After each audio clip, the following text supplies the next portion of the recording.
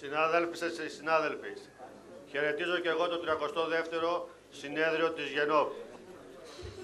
Μία ΓΕΝΟΠ που τολμώ να πω ότι είναι δύσκολους καιρούς για πρίγκιπες. Και γιατί το λέω αυτό? Διότι αυτή η ΓΕΝΟΠ τα 2 χρόνια που έχει τη θητεία της αντιμετώπισε σοβαρά και μεγάλα προβλήματα. Και όχι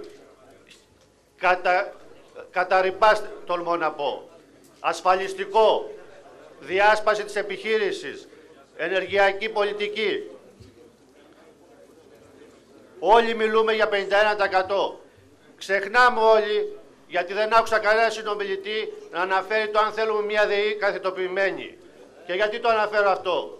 Καθετοποιημένη ΔΕΗ σημαίνει ορυχεία, παραγωγή, μεταφορά, διανομή, εμπορία, αλληλένδετα. Όλοι μας μιλάμε εδώ πέρα σε αυτό το συνέδριο για τα ορυχεία και για την παραγωγή. Δεν διαφωνεί κανένας ότι τα ορυχεία και η παραγωγή είναι η καρδιά της ΔΕΗ. Ξεχνάμε όμως ότι για να έχουμε όλη αυτή τη ΔΕΗ πρέπει να έχουμε και τις αρτηρίες και το δίκτυο για να γίνει μεγάλη ΔΕΗ όπως έγινε. Υπήρχαν θέματα όπως στην εμπορία, κλείσιμο καταστημάτων της εμπορίας. Δεν είχαμε ποτέ ως εδώ που σηκώσαμε το θέμα δίπλα μας τη ΓΕΝΟΠ. Μόνοι μας ξεσηκώσαμε τις τοπικές κοινωνίες όπως στην Κάλυμνο και στον Τύρναβο και αποτράπηκε αυτό το κλείσιμο των πρακτορείων. Υπάρχει όμως το σχέδιο συνέχιση των κλεισίματος των καταστημάτων και του δικτύου, πρακτορία του δικτύου. Θα θέλαμε αρρωγοί μαζί μας να είσαστε να σταματήσει αυτό το σχέδιο. Και γιατί το λέω αυτό ότι είναι σχέδιο? Διότι ο κύριος Αθανασόπουλος δεν πέρασε τη διάσπαση από την μπροστά πόρτα, πάει να την περάσει από το παράθυρο. Με κομμάτιασμα της επιχείρησης, κλείνοντας πρακτορία και καταστήματα.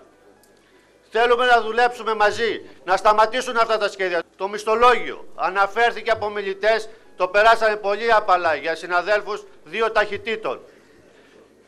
Το ξέρουμε ότι υπάρχουν συνάδελφοι 2 ταχυτήτων. Γι' αυτό θέλουμε τη δέσμευση του Προεδρείου και του Σώματος ότι με τα 25 εκατομμύρια θα πάρει το επίδομα κατηγορίας του μεσοκατώτερου προσωπικού, θα πάρει μια γενναία αύξηση για να σταματήσει αυτό οι 2 ταχύτητες, συνάδελφε των 1.000 ευρώ και συνάδελφε των 3 και των 4.000 ευρώ. Μία κουβέντα για το ασφαλιστικό.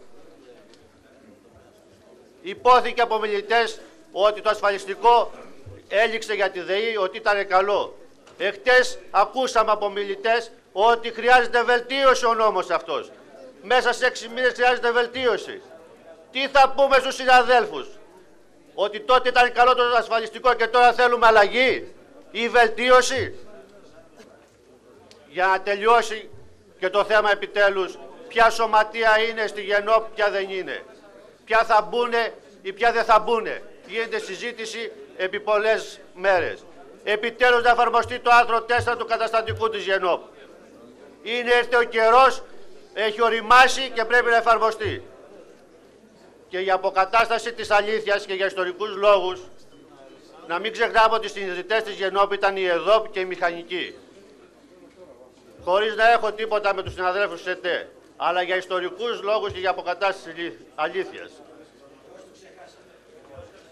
Επίσης, θέλω να πω στο Προεδρείο ότι θεωρώ απαράδεκτο το εργατικό κέντρο να κάνει πρόταση στη διοίκηση το που θα πάει ο τομέας ασφάλειας εγκαταστάσεων εν ώψη αναδιοργάνωση του τομέα ασφάλειας αυτού. Προεδρείο της ΓΕΝΟΠ αύριο το πρωί να με καλέσει να τους πω ποιο είναι το εργατικό κέντρο αυτό που κάνει τέτοιες προτάσεις. Αυτά ήθελα να πω, σας ευχαριστώ πολύ.